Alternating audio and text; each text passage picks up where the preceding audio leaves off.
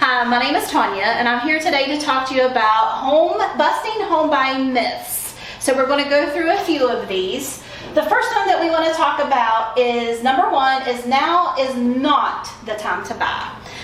Well, really, it kind of is. If you're waiting on interest rates to go down to what they were several years ago in the 2 and 3% range, that's probably not going to happen anytime soon. So why not go ahead, instead of paying rent, go ahead and start looking into doing the home buying process. Number two, the number two myth is the first step is to look for a home. Technically not. You should start with your financial institution and check to see what you might qualify for, what the maximum loan amount that you would qualify, and if you can get qualified. Once you get that qualification, then you need to work with your realtor to go out to start looking at homes to make sure that you're looking in the right price range and that you are already pre-qualified to do so, because there's a lot of sellers that will ask for pre-qualification letters, and you want to have that already in hand when you do that. So the number three is a high credit score and a sizable down payment are needed. That's a myth. Actually, you can have fairly decent credit scores. You know, we have some loan products here at the HomeOwnership Center that will go as low as a 620 credit score. And we actually have products that will do no down payments. You don't have to have a down payment to be able to qualify for the loan. Now, some of those programs are income-based, and we would have to see if you would qualify for that or not. A lot of the programs now, if you do have to have a down payment, it can be as low as 3%. So that is a myth that you have to have a high credit score and a sizable down payment. Okay. The number four is only upfront cost is your down payment, and that is another myth. You are going to have some upfront fees that you're going to have to pay. Like inspections. If you want inspections done on the property, you have to pay for those up front. Also, you will have what we call closing costs, and those are costs that are associated with your loan to close your loan. So those is another fee that you would have to pay along with the down payment.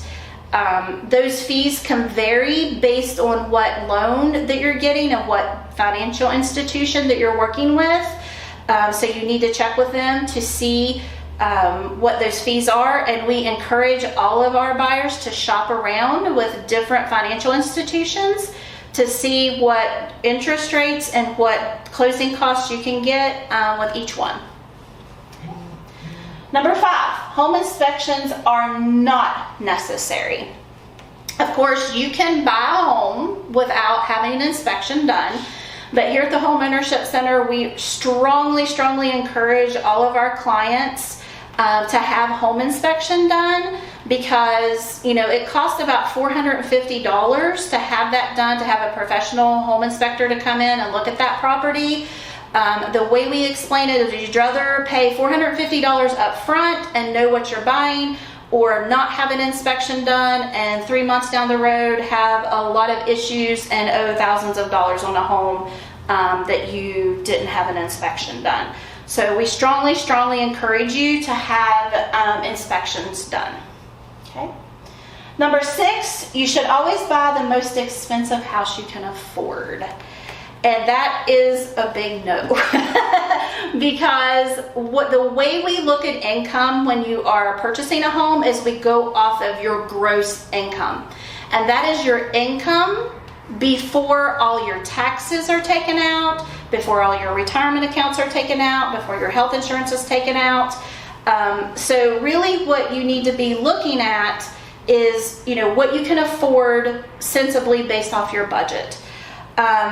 You know, making a budget, you know, looking at that and feel comfortable with the payment. Our homeownership advisor, Jamie, she counsels people on to practice making your house payment. So if right now you're paying $500 a month in rent and you feel like you can afford a $800 a month house payment, take that extra $300 a month and put it in a savings account and see how comfortable that feels. Because the one thing that we say here at the Homeownership Center is what the bank says you can afford is not necessarily what you actually can afford. So we strongly encourage you to do the budget, see what you feel comfortable with, and not max out what the bank says that you can afford. Number 7, always choose the lender with the lowest interest rate. That may not necessarily be a good thing for you. You want to shop based on interest rate and fees, what that lender is going to charge you in fees and interest rate. You may have a lender that is charging you a 6% interest rate, but you have $10,000 in fees. Or you may have, a higher interest rate, but lower fees. So that's why we also, like we said, to shop around, check with different financial institutions to see what those fees may be. And number 8, the home buying process is too complicated. It is a little complicated, but that's why we are here at the Homeownership Center. Our is to help guide you through that process. That's what we specialize in. We specialize in telling you step by step what to expect, what step is next, and we hope to make it less complicated by walking you through that process and by educating you on what the process is.